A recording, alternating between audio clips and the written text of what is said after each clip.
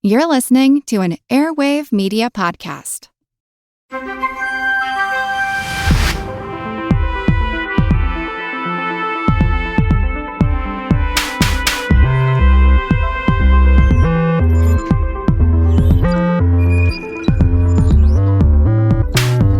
Welcome to Unbiased Science, where we bring scientific method to the madness. We're your hosts, Dr. Jess Steyer and Dr. Sarah Scheinman. And today we are tackling a topic that Sarah can't believe we're talking about. But if you've opened up social media lately, you've seen that raw milk is a very hot topic right now. And we're joined by two very special guests who have a different and unique perspective on this topic. So we're really excited to welcome them to talk about the topic of raw milk, safety concerns, pasteurization, all the things. So let me introduce our guests.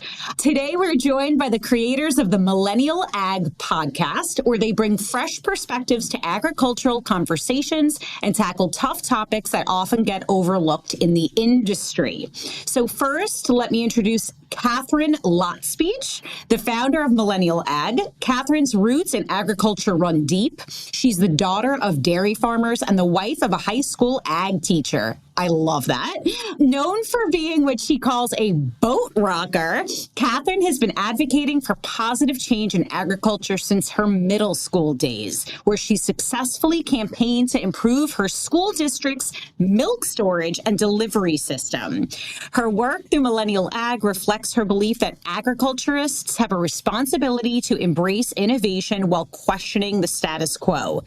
Catherine, I'm already obsessed with you. We love a boat rocker here at Unbiased Science. We love a boat rocker. We love a boat rocker. Alongside her is Valine Cawhorn. Am I saying that correctly? You are. You nailed it. Yes. She's a fifth generation beef rancher from southern Idaho.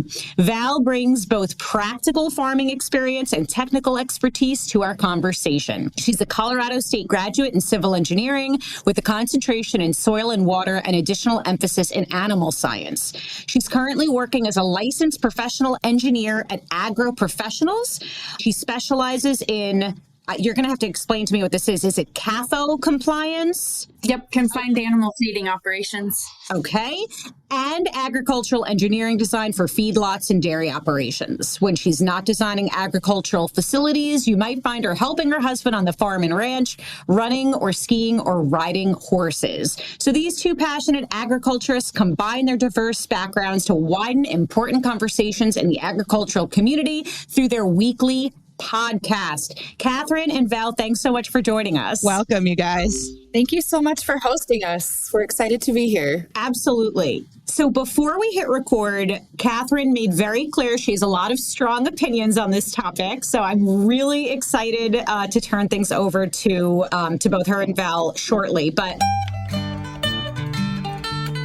I wanted to share a little bit about the history of dairy and milk and pasteurization, and then Sarah's going to give us another little tidbit. But I was reading this incredible article in Smithsonian Mag, which we'll link in our show notes. But if you'll just give me a few minutes to give a little bit of a history lesson. So there was a shocking expose in 1858, which revealed a dangerous milk scandal. Distilleries in New York and Brooklyn were feeding their dairy cows the waste from grain distillation. The cows, kept in filthy conditions, produced bluish, toxic milk.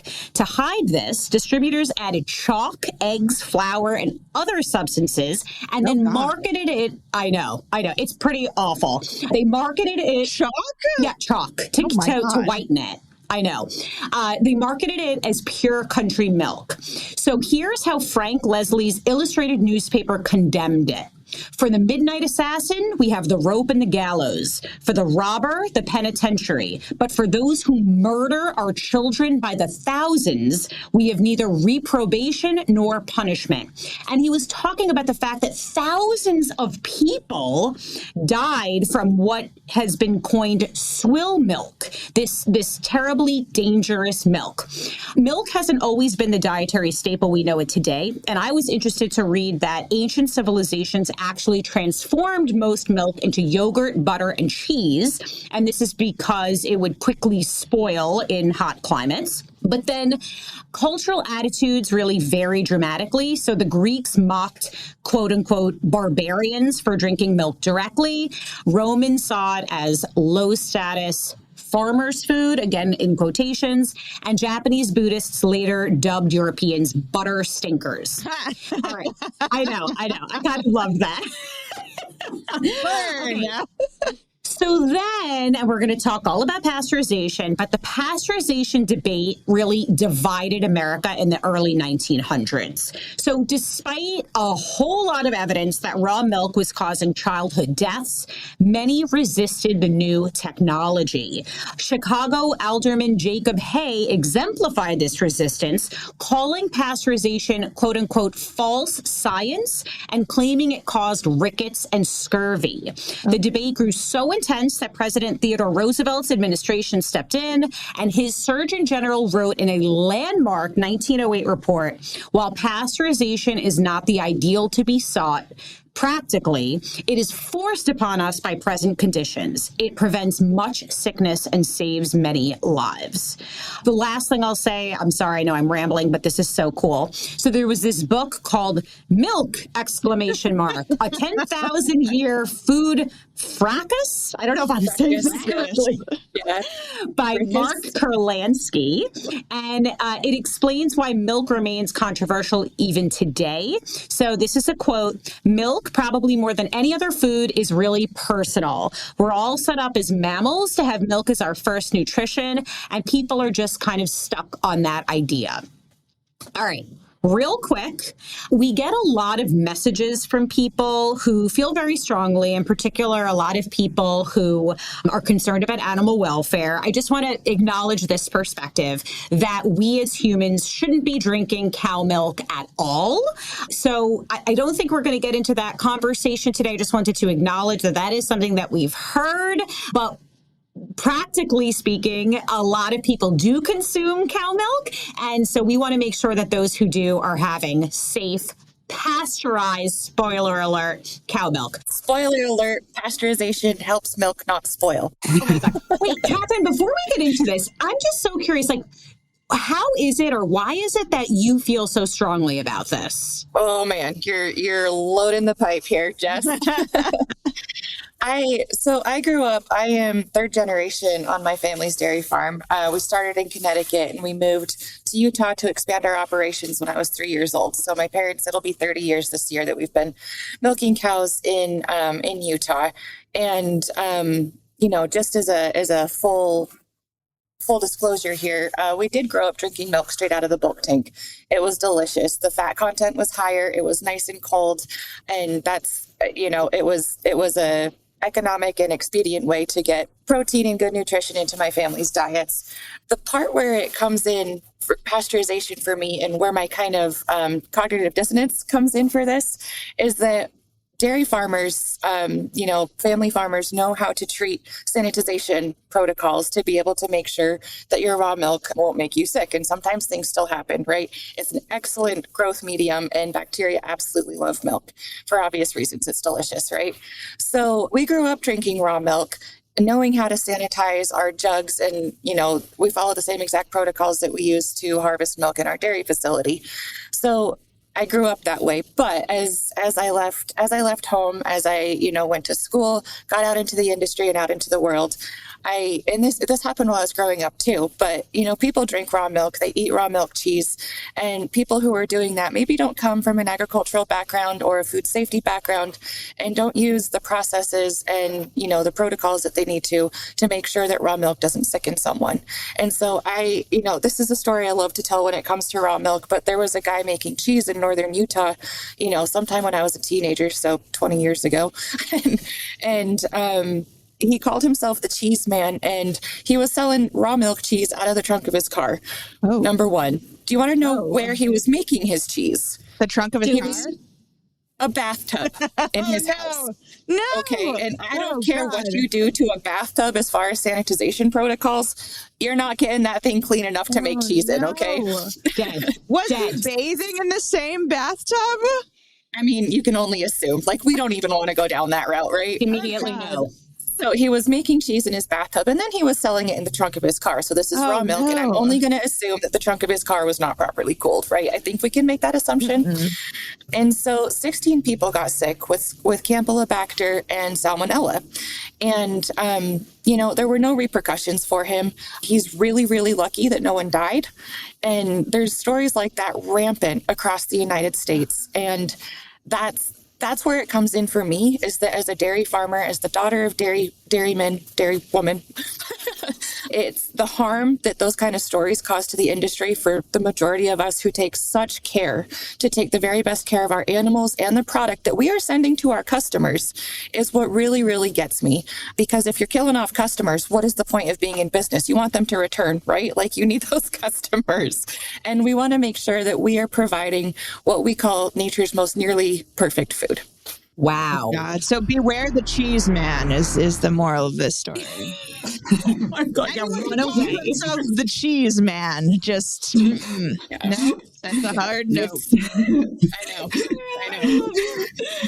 Okay, Val, I'm curious what got you interested in this topic. And then also, I mean, I just spoke at an agriculture event. It was the Florida Fertilizer and Agriculture Association with their winter meeting. And it was so interesting. I broke the ice by saying, so, what's a South Brooklyn city girl doing up here standing in front of a room full of farmers? And, they chuckled, and I had some really interesting conversations. And the folks in the room, I mean, these are farmers, and they take their work super seriously. They call themselves stewards of the land. And we weren't so much talking about raw milk. We were talking more about things like pesticides, GMO technology. But on the topic of pesticides, they kept saying, you also have to take into account some practical considerations, and the margins are already razor thin, and pesticides cost money. And so they're only applying what they need to apply, right, to meet safety standards and all that good stuff. Why did I bring this up? My point being, I'm a city girl. So I was saying, I'm approaching this from a scientific perspective, but my hands aren't in the dirt. I don't have that hands-on experience. So Val, I mean, it sounds like you've grown up around cows and in this world. And so I've heard people say, like, if you've been in the company of a cow, you know that you want to heat up and pasteurize what's coming out of them for safety. So can you just talk a little bit about that and your perspective? Yeah, and I've always drank pasteurized milk just because that's what we bought from the grocery store, because we did not have a milk cow. We had beef cows. And if we milked the cows, things weren't going necessarily right in our industry. And so we tried really hard not to milk our beef cows. But it's a whole safety thing for me too. And I think, we've got to give people the right to choose what they want. If they want to make friends with the knives and go pull out of the bulk tank because they trust them, I don't want to get in the way. But for our mass population and for the majority of Americans, the amount of disease that can come from raw milk, and I would say any raw product in general, is high. And that's why we have our standards, and we've got to protect our products. We've got to protect the people. And I would say something just recently that came up that made me even more convinced or stood behind my pasteurization is the avian influenza.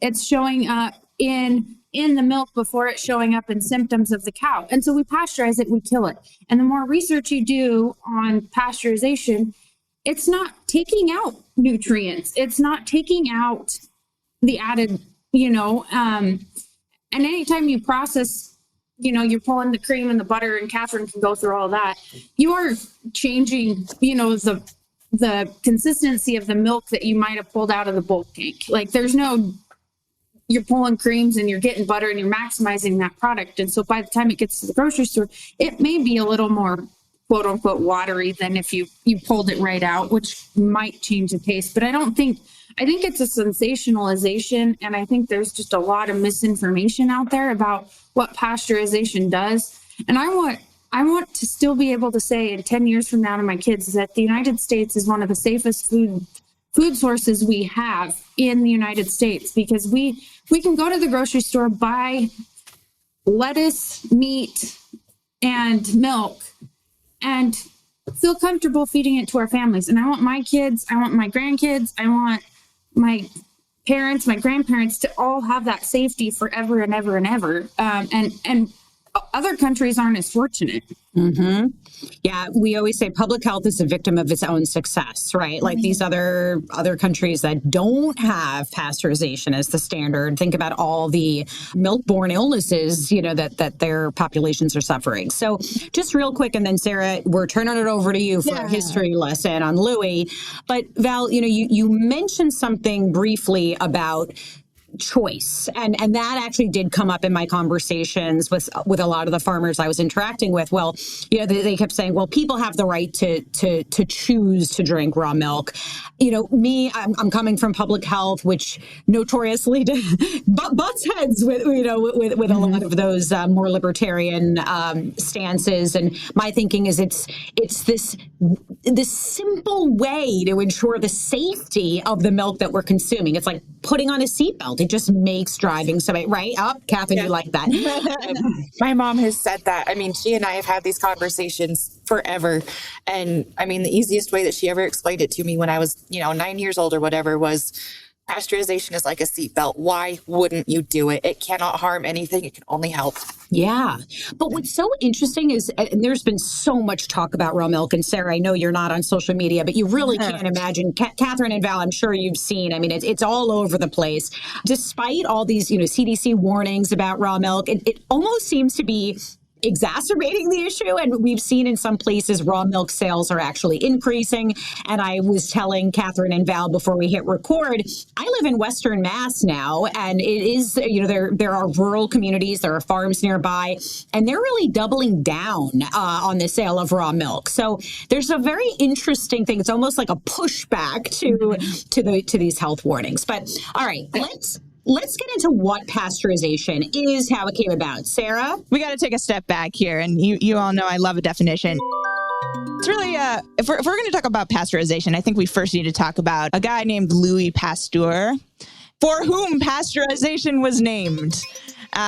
This guy was a French chemist known for his work on germs and health. He was not a physician, but he's known as actually one of the founders of microbiology and also the founder of zymology, which is the science of fermentation. And just very broadly, fermentation is the biological and chemical process that's needed to make alcoholic beverages, bread, yogurts, cheeses, and basically very, very high level, it's just the conversion of sugar molecules into ethanol and carbon dioxide.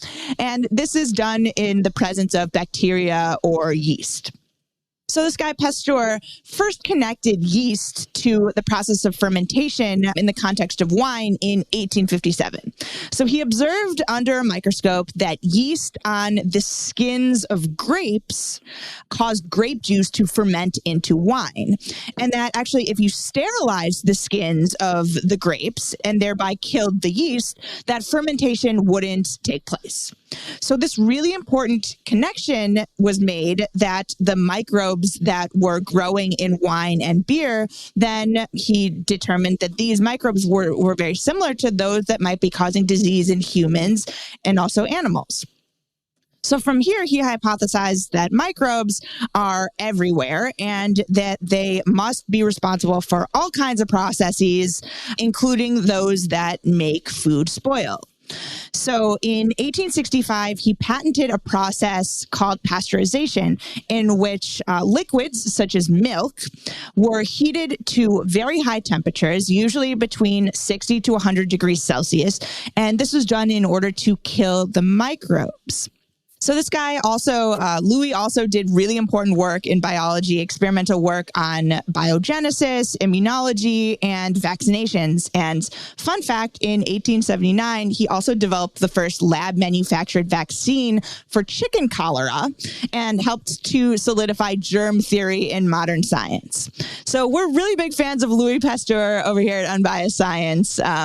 This guy really laid the groundwork and he kind of made pasteurization possible. He discovered it. You're a real one, Louie. Yeah, we love him. I'm going to turn it over to you in a sec because I'm really curious about some of the practical considerations. Like, what does this mean? What are the costs involved? Like, what is the process for actual pasteurization? But my understanding is that there are several types of pasteurization now available, but that there are two main overarching types. There's the high temperature short time, which heats the milk to 161 degrees Fahrenheit for approximately 15 seconds. And then there's the ultra high temperature, which heats the milk to 280 to 300 degrees Fahrenheit for approximately 2 to 6 seconds. Both types then immediately cool the milk back down to below 40 degrees. And this comes from the American Dairy Association. They said that the primary difference between the two is shelf life. So the high temperature short time pasteurized milk is the gallon jug that we see at the grocery store. That's typically dated 1 to 2 weeks from the time of purchase. And then the ultra high temperature milk or aseptic milk, on the other hand, is often dated several months in the future. And then they said both are delicious and nutritious real milk that is safe from bacteria and harmful pathogens. So, Catherine, can you sort of talk about, like, what does this look like to a dairy farmer? Like, is this an expensive process? Like, what are some of the practical considerations? Yeah, so I'll get into that in just a second, Jess, but I want to go back to Louis Pasteur for just a second. Yeah. I was, just a little anecdote, I was traveling with my CEO in Scotland in December. The company I work for is based in Scotland. And we were just traveling along. We were going to some farms and stuff. And the conversation turned over to who are the top 5 people you would ever want to have dinner with, right? From history. And he gave me his. It was Winston Churchill and someone else. And it was very, high level intelligentsia kind of stuff. And the first thing that popped out of my mouth was Louis Pasteur. And he looks over at me and he goes, Louis Pasteur, you just want to sit in a lab all night and talk with that guy? This guy is a seminal figure in the dairy industry. He changed life for us. Yes, I want to have dinner with him. And more broadly in biology in general. Like, he was the first one to really solidify the that life comes from other life concepts. Yeah. Was he really? Yeah. Biogenesis, because spontaneous generation was like the idea that life could just arise from nothing. So he did some really seminal experiments to sort of prove that no, actually, life doesn't come from nothing. It actually comes from other life. Right. How cool. I love that, Catherine. That is such a fun anecdote. Yeah. Well, Stuart, if you're listening, I stand by what I said a month ago, and I will for the rest of my life. I don't blame you, honestly. Yeah. He was a real one. He was. He really was. Mm-hmm. So anyway, Jess, to get back to your question. So there is high temp short time, and then there is ultra high temperature pasteurization. There is another one. It was one of the original methods. It's low temp long time. And I think that they heat the milk to 140 degrees and it's like 40 minutes. So it is a longer process. But what's mainly used is high temp short time and then UHC or ultra high temp UHT. So high temp short time is used, as you said, in fluid milk. Most of the dairy products that we see in the grocery store in the dairy case at the back of the store. Ultra high temp, again, as you said, renders milk nearly aseptic and makes it very shelf stable. And that is used especially, one of the biggest contracts for that milk is actually the U.S. military, because they can safely ship that overseas and take care of our troops and give them a really solid nutritional base, right? It does taste just a little bit different because, it's hit that really high temperature. The nutritional profile is exactly the same. Same for any method of pasteurization as long as it's done properly. And that's, I think that's a really key thing to know in pasteurization, is because you get the kooks and the crazies out there. And I mean, they might take offense if they're listening to this, but I think that they are, because they'll say, that pasteurization wrecks the nutritional profile of milk. It does not. They'll say crazy things like pasteurization cures autism. It cures type 2 diabetes. It cures mental illness. It cures rheumatoid arthritis. And I'm here to tell you, and my parents have said this publicly, so I can say it again. My dad has type 2 diabetes. My mom had cancer a few years ago. She has rheumatoid arthritis, and they grew up on raw milk too. Okay. So it is not curing any of this kind of stuff. These are some lofty claims. Well, they also claim that it cures lactose intolerance, which, I mean, what? the mental gymnastics there. I had lactose intolerance when I was very small for a few years. It just kind of developed, and I got a bellyache every day. I stopped drinking the milk from our tank for several years because it gave me a bellyache, and I was fortunate to grow out of it. But for the people who it is a lifelong situation, no, it does not cure it. Interesting, incidentally, that some people can grow out of lactose intolerance and some people can grow into lactose intolerance. Because when I was a young child, I drank a lot of milk every morning, milk and cereal. And now in my 30s, I'm like, I can't drink milk anymore. Like it doesn't sit well anymore. So I don't know. Yeah, lactose intolerance is weird. Yeah, but raw milk certainly is not going to help you out. No, I don't. What? Yeah, what is right? So just this is really coming from a place of curiosity. I would imagine there are costs associated with pasteurization, but to your point, Catherine, I mean, you want to keep your customers safe. A dead customer is not a good customer, right? Oh, God. I just want to acknowledge that there are costs associated with this, right? But that they're clearly justified in the name of safety. Right? Absolutely. Okay. So there's a cost with processing of any food, right? I mean, you send a beef to the harvest plant and, breaking down that carcass and turning it into cuts of meat that we recognize at the grocery store. There's a cost associated with that. There's a cost associated with pasteurizing milk, with homogenizing it, which is making sure that the fat is evenly distributed so it doesn't rise to the top, which, cream line milk is sort of a thing in the industry because it gives you an indication of how much fat is in there, but it looks weird in the grocery store. And, the general public's like, what's going on there? So anyway, pasteurization, homogenization, turning it into a higher value product, an added value product, cheese, yogurt, any of those things that we talk about, ice cream, because hello, let's have ice cream. Of course, there are costs associated with getting food from where it was made to its next career, right? So there are costs associated. The public health risk absolutely minimizes what the costs are, and quite frankly, it's honestly just a cost of doing business. So it's we work that into cost of production and budgeting and all that sort of stuff. So, and most of the pasteurization is done at the milk plants, correct, Catherine? Like once it goes off farm, it's done at the plants, correct? Yep. So for commercial dairy farms, which is where most of our milk comes from in the United States, it is done. The milk leaves the dairy, and we go through incredible sanitation protocols between each milking, between each cow, as it goes into the bulk tank. And then when there's a receiver truck, the receiver truck has to be tagged clean. Like it is law across the United States that this truck has to be tagged clean. Milk is transferred into the bulk tank, and then that truck goes straight to the processing plant. And that tank that receives the milk also has to be tagged clean. So milk is tested something like 16 or 18 times before it ever even gets into a cheese vat or anything like that. So wow. And the raw milk, like in Idaho, 2-3 years ago, they passed legislation around allowing raw milk sales within the state lines. We can't transport raw milk outside of state lines. But we've had those same testing standards do not apply to raw milk, is my understanding either.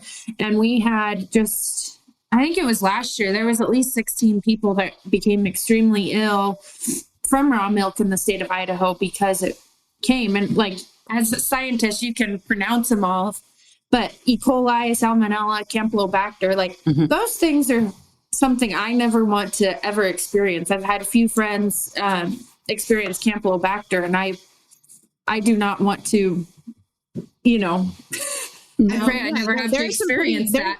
There are some pretty serious symptoms associated to exposure to these bacteria. I mean, diarrhea, stomach cramping, vomiting, fever, Yeah. And, I often hear people say, oh, let's see, I have a little bit of diarrhea. No, it can actually be extremely severe. And especially forget if you're immunocompromised. I mean, these things can actually be lethal. And we're going to get into that in a little bit. But Val, I'm glad that you mentioned some of the policies. There are federal policies around dairy production, right? And then, and I don't understand, all of it, but I understand that there are differences at a state level. And some of the folks I was speaking with last week, they were telling me, oh, there are also certain known workarounds. So like you could say that, oh, I'm selling raw milk for pets. Catherine has something to say. And by the way, we've seen like there was reports of these cats dying from the avian flu because they were drinking raw milk.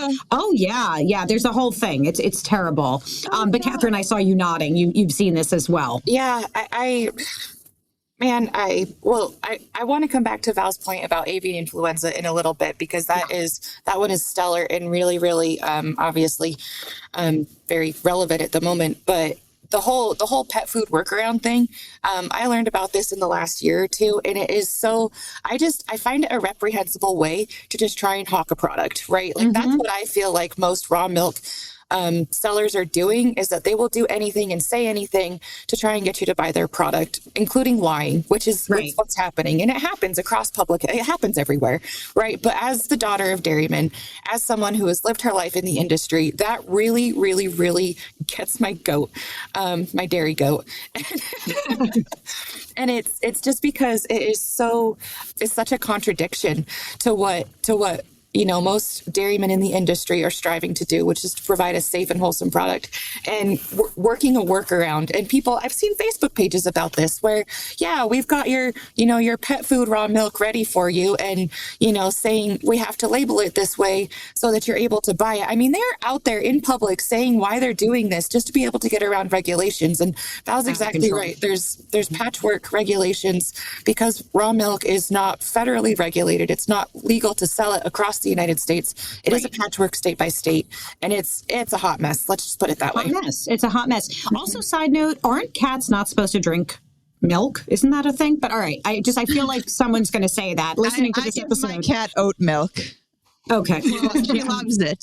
But that's not real. Be upset about that. Someone will be upset about that. We expect an email. I think you're going to head towards the avian influenza, but to plug one of our previous episodes about avian influenza with Dr. Barb, we talked about that cats were the canary in the coal mine for avian influenza.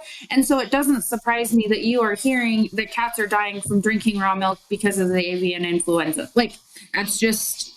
They are one of the most animals that don't handle it well at all. Whereas a cow at least handles it. It just causes reproductive issues and lactating issues. And so that's so sad. And Catherine, I saw you were saying there are actually 2 episodes that you did, and I'd love to link to them in the show notes if you'll send that over. Just real quick before we get to the avian flu, let's very big thing, and Val, you brought this up earlier, these claims about nutritional differences. And I want to tell you, I did a thorough literature review. I summarized, we'll link to some of these actual studies, but here's what I found. Okay, in terms of vitamins, pasteurization slightly reduces the levels of certain vitamins such as B1, B2, C, and folate, but these vitamins are present in very low amounts in milk to begin with, making the impact minimal, which means there's not going to be any clinically relevant difference in the vitamin composition in raw milk or pasteurized milk. Vitamin B2 is an exception, as milk is a significant dietary source, and this reduction might be more pronounced, but again, it's not a major source of B2. This should not be a reason to consume raw milk. In terms of macronutrients, the macronutrient content, including fat, lactose, and total protein, remains largely unaffected by pasteurization. I did want to note that lysine, which is an amino acid, is slightly reduced by heat processing. Again, no significant clinical impact. And then finally, minerals. Pasteurized milk has higher levels of calcium and magnesium compared to raw milk, making it potentially more nutritious in terms of these minerals. All right? I have a question for the scientists. So one claim I hear all the time is that pasteurization takes out the things that help your gut operate better. Microbes. And so they microbes. They use it as, like a kombucha or that kind of health thing. But can you help unpack that a little bit too from a scientific perspective? Sarah, we just did an episode on the microbiome, by the way. Yeah, I would. Right. I was going to say One thing I will say is that, like, we did mention all of these, that milk is a has all of these vitamins and minerals and macronutrients. But I think it's important to emphasize here that what's important in terms of one's overall health is to maintain a balanced diet in general. So, I mean, people aren't just drinking milk and consuming dairy products. It's very important that, that one consumes food products that are significant sources of all of these vitamins and minerals other than milk. Right. So, and I would just add, so I think you're talking about probiotics here, and I'd be lying if that was not the focus of the lit search I did, so I could do a little digging and add whatever I find to the show notes. But we were, as we discussed on the last, or I guess 2 episodes ago, it's 2 episodes ago. It's not quite binary, right? It's not good and bad, but there are harmful bacteria. There are some that are less harmful, not harmful. But pasteurization, yes, I mean, it's going to kill those things. But again, you're thinking of the benefit and the risk, right? Like the benefit is going to so far outweigh, the risk is going to so far outweigh the benefits, right? When it comes to consuming raw milk.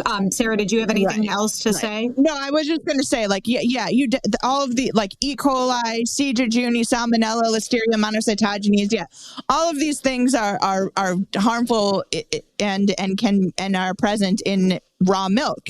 And what makes up a healthy gut microbiome, and I encourage folks to go and listen to our microbiome episode. We have an amazing expert on the microbiome who came and spoke to us, Kristen, and we go into this a little deeper. But what's so important about maintaining a healthy gut microbiome is a diverse and healthy diet. Yep. Right. Yeah. So that's what's so important. It's not just consuming like one food, one type of food, or one macronutrient.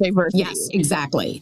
All right, we're going to get into avian flu. I just wanted to note that even before avian flu was something that we were talking about, raw milk was, I believe, the #1 cause of foodborne illness in the United States, if I'm not mistaken. I'll double check that. So I heard that too. Between 1998 and 2018, there were 200. This is all specific to raw milk. So there were 202 disease outbreaks due to raw milk, almost 3,000 illnesses, hundreds of hospitalizations. There were a handful of deaths. And this is based on only a small percentage of Americans consuming raw milk. So I think that really drives home the potential dangers of raw milk. There were also some specific outbreaks I wanted to showcase. In 2005, there was an E. coli outbreak with all 5 hospitalized patients being children between the ages of 1 and 13.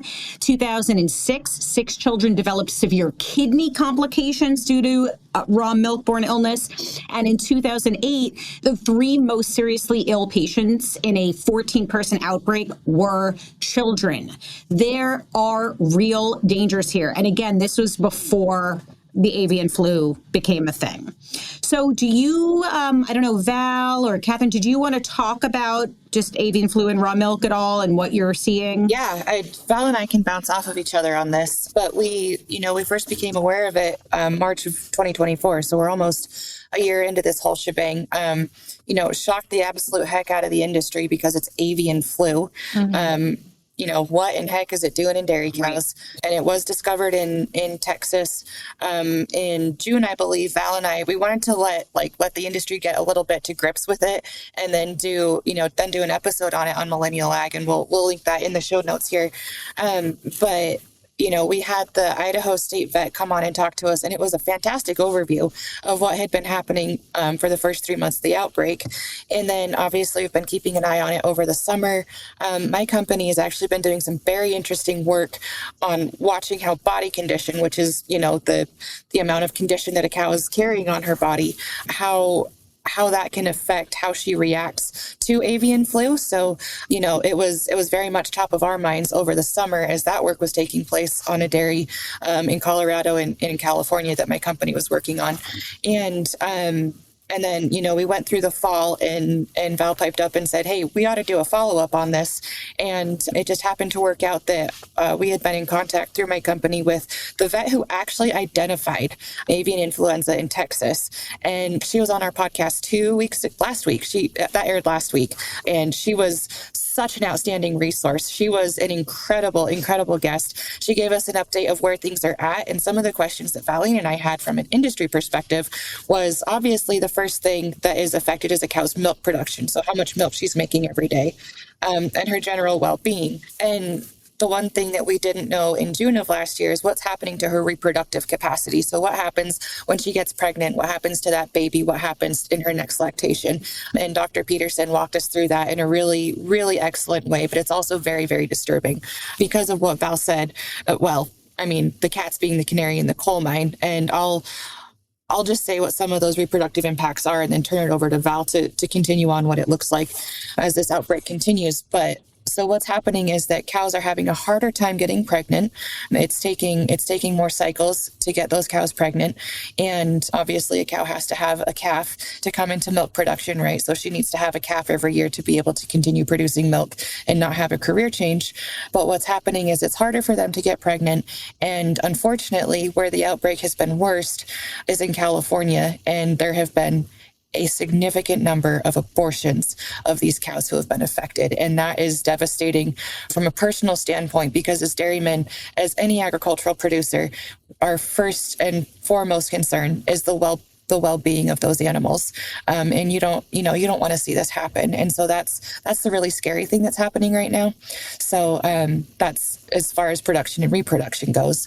And then, Val can take it from here. Tying it back to pasteurization, they've been doing an extensive amount of testing, and they found out that it actually shows up in the milk prior to the cow showing symptoms. And so one thing through all that testing is they confirmed that pasteurization does take care of the avian influenza in the milk, because it can be transmitted from cow to human.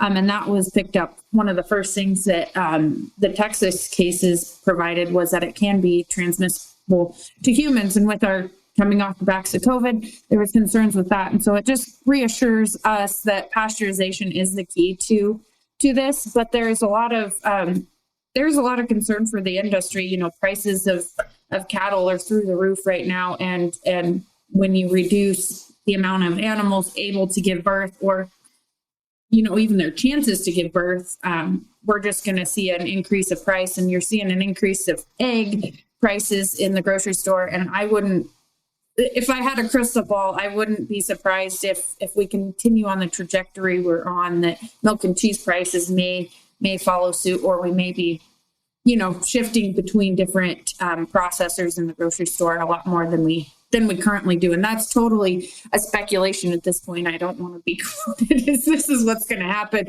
but it's what you can kind of track with the egg and poultry industry right now too. So you got to keeping abundance and safe product in the grocery store is something we've been very fortunate for the last 50 years or whatever. And I as an industry that provides food, it definitely scares me that we would do anything less but the very best to keep all that in check.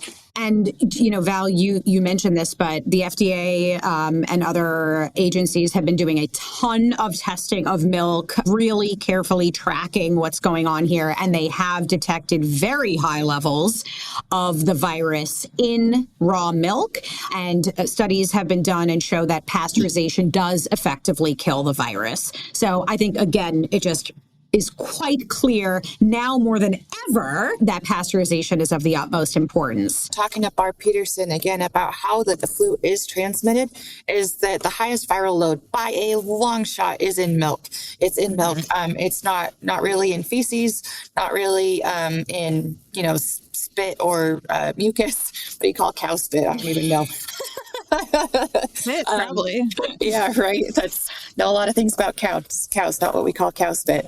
Anyway, so it's passed through milk. And like we were talking about before, if you've got kitties on your farm and there's milk around, they're going to find it. Whether or not they should be drinking it, those kitties are going to find it. Mm-hmm. And you can do whatever you want. Kitties will find milk because they love it. Mm-hmm. And especially raw milk because it has such a higher fat content, and we could get into that some other time. But so it's been passed into cats, which is even scarier because it hopping that quickly between species is really scary. The beginning of the human cases of avian influenza in dairy cows was because what we think happened was that some milk got into milkers' eyes. And, because conjunctivitis was basically the only symptom that we were seeing in humans. But that was almost a year ago. And we've seen reports just in the last week or so that the first death has occurred in a human from avian influenza in dairy cows. And, there's a couple more illnesses that have been reported where those people have not had any contact, as far as the contact tracers can understand, with a dairy, with a cow, with raw milk, with anything. And so the rapidity with which this virus is mutating is really, really scary. So what fixes this for the moment is pasteurizing milk. There you have it, folks. There you have it. And yet we see an increased interest in raw milk these days. I don't. Before, I know we're closing out here, and before I ask Catherine and Val if they have any final thoughts that they want to share with the audience and where we can listen to your podcast, I just wanted to share this. This is posted on the FDA website. I checked this morning. We're recording on January 22nd. Nearly all, so 99% of the commercial milk supply that is produced on dairy farms in the U.S. comes from farms that participate in the Grade A milk safety program and follow the pasteurized milk ordinance, which includes controls that help ensure the safety of dairy products. Pasteurization and diversion or destruction of abnormal milk are two important measures that are part of the federal state milk safety program. And then lastly, on January 17th, there was an update. The FDA announced that it has determined that it is necessary for manufacturers of cat and dog foods who are covered by the FDA Food Safety Modernization Act and using uncooked or unpasteurized materials derived from poultry or cattle, so that includes unpasteurized milk, to reanalyze their food safety plans to include H5N1. And furthermore, the FDA is issuing the announcement to ensure that cat and dog food manufacturers are aware of information about the new H5N1 hazard associated with their products. This is a long way of saying that this virus is, again, detected in milk and it impacts humans. It's going to impact our pets, our beloved dogs and cats. We're all on high alert. This is not the time to go out and buy raw milk for any reason. Any final thoughts, Catherine and Val? I appreciate all the work you guys are doing. And avian influenza is the one thing on top of mind and a prime example of why we have pasteurization in place. But there could be tens of diseases we don't even know about going through that this is actually taking effect. Right. And so reminding people to do their research. And I think now than ever, reminding all listeners to ask the questions before jumping on a new fad or, jumping through whatever. I think it's going to get, unfortunately, more crazy before it gets better with the current situation we have in our country. And I just see here, we live in a great country with freedom of speech, freedom of rights and so forth, but we also need to protect one another and care for one another too, and have a real conversation and not a polarized one. So we thank you guys for having us on, and then I'll let Catherine wrap up and she can plug Millennial Ag for us too. Yeah, thank you so much for the opportunity to be here. We came across your podcast. We have a vet friend here in Colorado who posts a lot of your stuff, and I like everything that she reposts. Dr. Julia Herman, if she's listening here, she posts a ton of your stuff, and she's really awesome. She's also very interested in public health as well.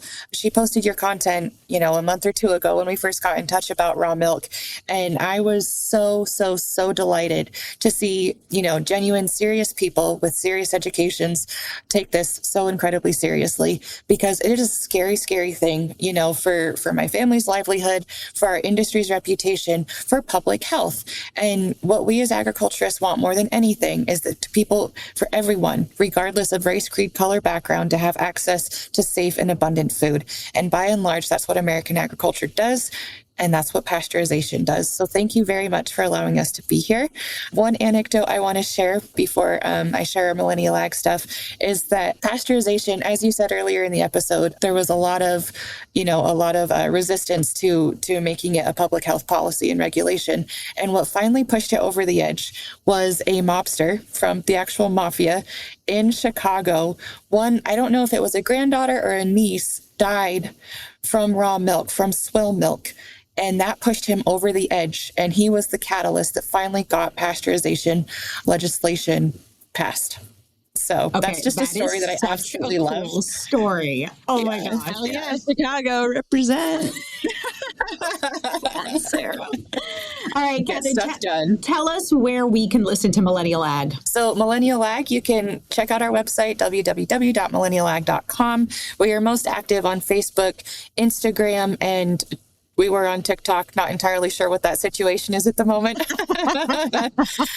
You can listen to our podcast on Apple, Spotify, Google Play, all the usual places that you find podcasts. So thank you very much for allowing us that plug. This was such a great conversation. Really, we can't thank you enough for sharing your perspectives. And yes, can't wait to tune into the podcast and encourage everyone to do so. Sarah, take us home. All right. Thank you guys for tuning in. We hope you learned a thing or two. I certainly did. It was great to hear these amazing perspectives. And please join us next week on your trusted source for no nonsense, just science.